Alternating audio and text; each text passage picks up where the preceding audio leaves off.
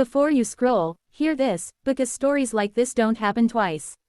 A full-grown lion broke out of a city zoo. Sirens screamed, streets emptied, police ran, armed units froze. And yet, one old woman didn't move. What happened next shocked hardened officers, changed the city, and revealed a truth about courage no one was ready for.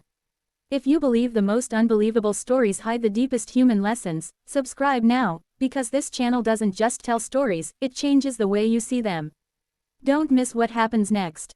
The first scream came from a child, sharp and high, slicing through the lazy afternoon air just outside the Greenwood City Zoo, and within seconds the sound multiplied into chaos as phones dropped, coffee spilled, and a ripple of panic surged down the pavement like an electrical current because people saw what should not have been possible. A massive male lion, mane dark as burnt copper, standing atop the shattered service gate with his paws dangling like he owned the world beyond it.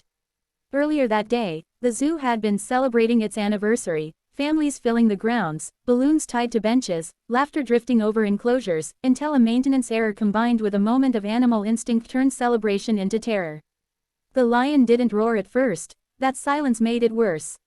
He simply looked, golden eyes scanning the crowd with ancient patience, as if measuring fear the way humans measure time. Security shouted, a guard tripped, a woman fainted, and then the running began. People fled in every direction, abandoning strollers, hats, even loved ones for a few heartbeats of blind survival. Within minutes the streets outside were deserted, shops slammed shut, police cars skidded into place, and helicopters thudded overhead, news vans already circling the scene like vultures hungry for disaster. The order came fast and loud: evacuate, clear the zone, do not engage unless necessary. The lion stepped onto the asphalt, paws heavy, tail swaying, not frantic, not aggressive, just moving forward as if following a path only he could see.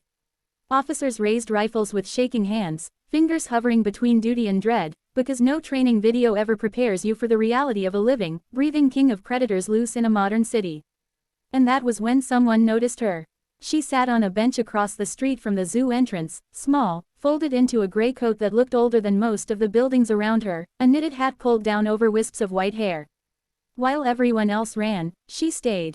An officer yelled at her to move, to get down, to run, but she didn't even turn her head. Her name was Margaret Bell, 82 years old, widowed, retired school librarian, and she had lived long enough to recognize moments when running made things worse. The lion saw her too. His head tilted slightly, curiosity flickering across his face, and the crowd watching from behind barricades held their breath as the distance between predator and old woman shrank to a few impossible meters. Someone screamed for a sniper to take the shot. Someone else prayed. Margaret simply stood up, slowly, the way you do when your knees ache and the world rushes too fast, and she raised one hand, not in fear, but in greeting, because in that lion's eyes she saw something familiar, something she had seen decades earlier in a very different place, under a very different sky, when she had been a young girl in a land most people only knew from documentaries and headlines. Margaret's mind traveled backward even as the city held its breath, back to the dry heat of East Africa where her parents had worked as medical volunteers after the war, back to evenings when the horizon burned red and gold and the sound of lions carried across the plains like thunder wrapped in velvet.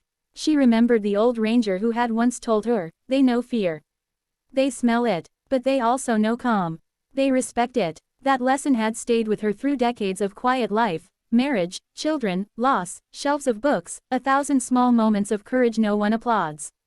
Now, facing the lion, she felt no urge to scream. She felt sadness, and recognition, and a strange sense of responsibility, as if this moment had been waiting for her all along. She spoke then, softly, words almost lost beneath the helicopter blades, not commands, not pleas, just a steady murmur like a lullaby carried on breath. The lion stopped. His muscles shifted beneath his coat, power coiled and undecided. Police shouted again, louder, panic edging toward violence, but Margaret took a step forward, her hands open, palms visible, body relaxed in a way no one could fake. In the crowd, a young officer named Daniel froze, watching something in the lion's posture change, not submission, not threat, but attention. The lion lowered his head slightly, mane brushing the air, and for a heartbeat that seemed to stretch into eternity, predator and old woman regarded each other as equals bound by some ancient contract. Later, experts would argue about scent, about tone of voice, about coincidence, but those present would swear the lion recognized something in her, an absence of fear so complete it became its own kind of authority. Margaret spoke again, and this time the lion took a step back, then another, as if reconsidering a path that had led him here. A gun discharged accidentally somewhere behind the barricade, a sharp crack that made everyone flinch, and the lion snarled, a sound that rattled windows and hearts alike, but instead of charging, he turned his head toward the noise, then back to Margaret, conflicted. She closed her eyes briefly, as if gathering strength, then did something that made commanders shout in horror. She sat down. Right there on the pavement. Vulnerable. Still. The lion approached, close enough that his breath stirred her hair, and cameras captured the moment that would circle the world by nightfall. An old woman sitting calmly while a wild lion stood over her, not attacking, not fleeing, just existing in a fragile balance that could shatter at any second. Minutes passed. Sweat trickled down trigger fingers. And then, slowly, impossibly, the lion turned away from her and walked back toward the zoo gates, pausing once to look over his shoulder, as if acknowledging a debt. Teams moved in carefully, guiding him with vehicles and sound, and within an hour the crisis was over. The lion was sedated, returned, the city released its breath. Margaret was escorted away, wrapped in blankets, reporters shouting questions she did not answer. She asked only one thing: is he safe? When told yes, she smiled, a tired, gentle curve of lips, and closed her eyes. The aftermath was louder than the event itself. Headlines screamed miracles and madness in equal measure. Social media argued, experts debated, politicians promised reviews and reforms. Daniel visited Margaret in hospital the next day, unsure why he felt compelled to see her, carrying flowers he'd bought with shaking hands. She looked smaller in the white bed, but her eyes were sharp, amused. "You didn't shoot," she said, not a question. He admitted he couldn't. He told her watching her had reminded him why he'd joined the force, not to dominate fear, but to protect life. Over the following weeks, Margaret's story unfolded in fragments. Her childhood in Africa, her lifelong love of animals, her belief that courage was often quiet and misunderstood. The zoo changed too. Enclosures were redesigned, protocols rewritten, and the lion, named Atlas by the public, became a symbol not of danger, but of restraint, his image used to raise funds for conservation and animal welfare. Margaret refused fame. She donated interview fees to wildlife charities and returned to her small flat, her books, her routines. Yet something in the city had shifted. People spoke more gently, children asked better questions, and sometimes, on quiet afternoons, Margaret would sit on a bench near the zoo, watching the world pass, knowing that for one impossible moment she had stood between fear and violence and chosen stillness instead. Years later, when she passed away peacefully in her sleep, the zoo closed for a day of remembrance, and a simple plaque was placed near the lion enclosure.